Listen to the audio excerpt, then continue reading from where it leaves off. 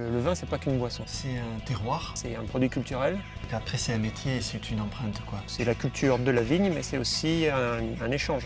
Il y a une grande curiosité chez les vignerons. On retrouve forcément dans notre travail, dans le vin, un peu nos caractères. C'est un peu son personnalité qui se reflète dans le vin. La découverte du Minervois et des vins du Minervois est assez excitante à chaque fois. Et quelque chose qui me frappe dans le Minervois, qui m'a toujours frappé dès les premiers temps quand je suis venu, c'est l'ouverture d'esprit des gens, toujours prêts à discuter volontiers avec vous.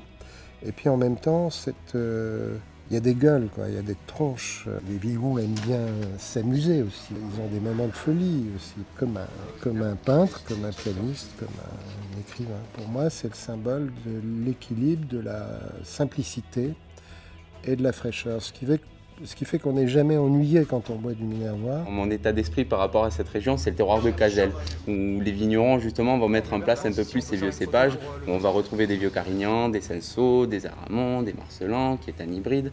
On va retrouver des Terrettes, Terrettes gris, Terrettes blancs, Terrettes bourrés, qui ont été des cépages un peu galvaudés à l'époque et qui aujourd'hui reviennent au goût du jour justement par ces jeunes vignerons qui sont en train de monter, pas forcément pour passer devant les autres, mais qui vont amener une autre vision, qui nous ramène un peu à ce côté antique, avec de la rusticité, avec une belle typicité, Terrette avec une belle aromatique, quelque chose d'assez gourmand, complet, où on va retrouver du gras, de l'oxydation, qu'on peut passer en carafe également pour admirer la couleur, parce que bon, c'est toujours des couleurs assez atypiques. Voilà, c'est deux terroirs totalement distincts, quoi, que ce soit le terroir de Cazel ou le terroir de la Livinière. Ceux qui travaillent dans les vignes sont en général assez humbles.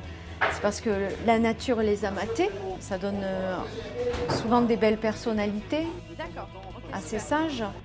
Le vin, c'est jamais un facteur. Bien sûr, il y a le terroir.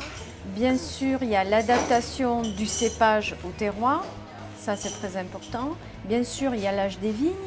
Bien sûr, il y a l'effet météo.